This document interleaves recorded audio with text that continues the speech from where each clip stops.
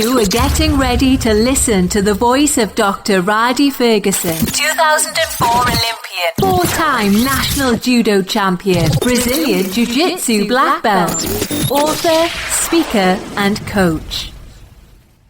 Hey, what's going on? This is Dr. Rhadi Ferguson. I don't have a long time today. I'm just I'm in and out because I got a meeting I got to get ready for. I had a really rough time yesterday after hearing about Kobe Bryant's passing, and a lot of people have different opinions on why people feel bad about it. I can tell you that the Olympic family is a really special family, and we've had people who we lost to deaths and suicides before, and all those things hurt.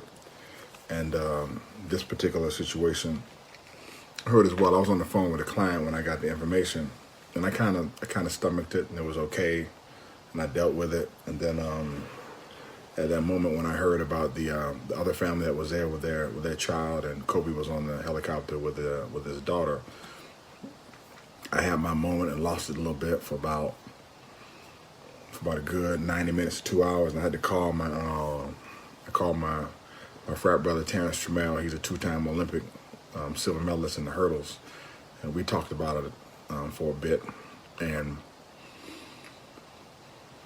we thought about what made it so different, because we watched icons like Prince pass away, and Michael Jackson pass away, and we dealt with it and we stomached it. And he was like, "Man, why does this feel so different?" I said, "Man, it feels different because," I said, "we grew up watching Prince, and we grew up watching MJ, but we watched Kobe grow up. And that's why it feels different, because we're older than Kobe is.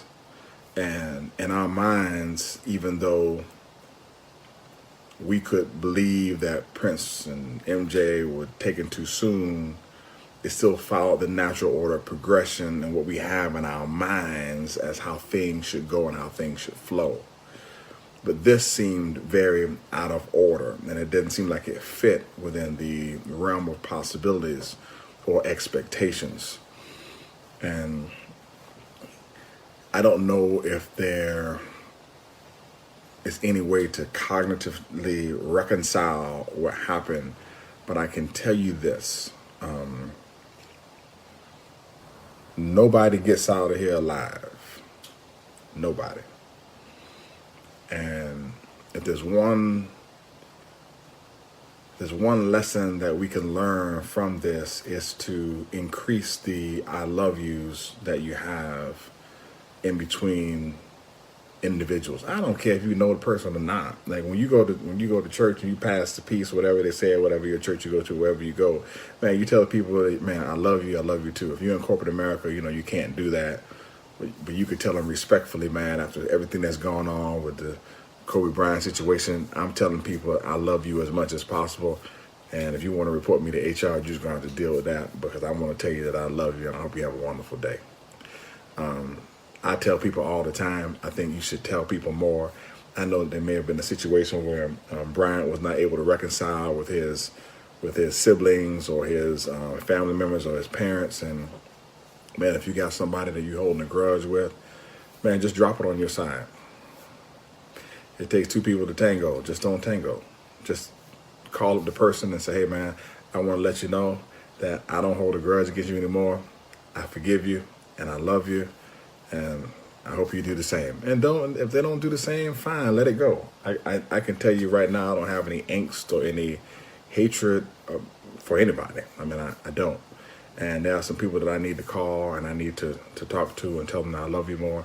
And I'm going to get on that too. If you're one of those people who have called you and you don't pick up the phone and you don't call them right back because you feel like you got something, important to do, you need to stop being that type of person. Text back, call the people. Tell the people you love them. And that's just how it is. The last thing before I leave, I got to get out of here. Please understand that everybody in this particular space is dealing with some level of mourning. I don't agree with telling people that mourn somebody they didn't know personally. We have icons in sport. We have icons in life. We have people that we look up to. We have people that we respect. And when those people are pulled away, there's some type of loss that is felt. I have some friends who are diehard Lakers fans that I text and I try to check up on. I guarantee one of them that I call them later on this week because I know she's really hurting about the situation.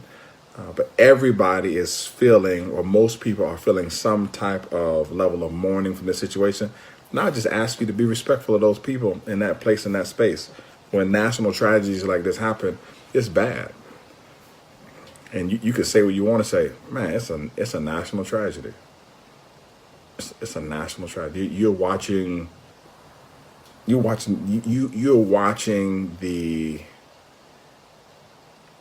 the mourning process occur for one of the most dynamic sports people in history, no matter what sport. I mean, that my man and I were talking last night, Terrence Trammell, and I was like, man, what people don't know is, within the Olympic community, there's a pecking order. We're all Olympians, but man, there's a pecking order. And people like Kobe and Jordan and Alexander Carolyn and people like this, man, they're the top of the food chain, and it's a huge loss to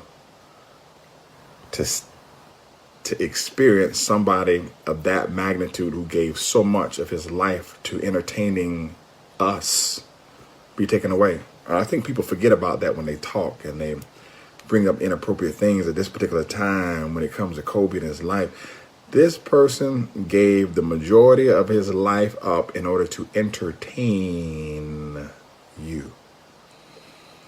And the reason why he got a helicopter is so that he could go back and forth and spend time with his family and get to his kids' school in time and drop them off and spend time and wait in the school line to pick his kids up and attend the PTA meetings and do all those things to get home after practice so he didn't have to sit in traffic. Like, he wanted to be a parent. And when you fill up a stadium, you fill up an arena night after night after night, and people come see you play, and they don't understand that you're injured and you got strained Achilles and you're fracturing your foot, and there's a lot of things that happen in sport that they're just not aware of, and you got to take some extra Motrin here and there and get like this person sacrificed his life in order to entertain you, and when he retired, his real life or his next life was just getting started, and then that got cut off real soon. And it's very difficult to watch as an athlete who's transitioned from sport into what's called the real life.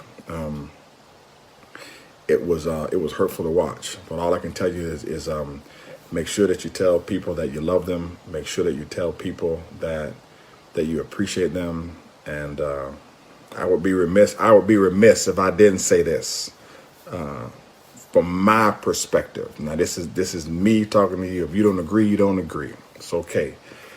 If you don't have a personal relationship with Jesus Christ, you may want to get one. I was really encouraged to hear Kobe and some of his videos talk about his personal relationship that he had, and it was very comforting to me to know that.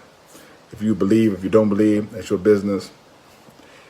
I got a personal responsibility to tell people life is short. You could play hard, but I would encourage you to pray hard. Take care. And this is Dr. Ferguson. I love you. God loves you best.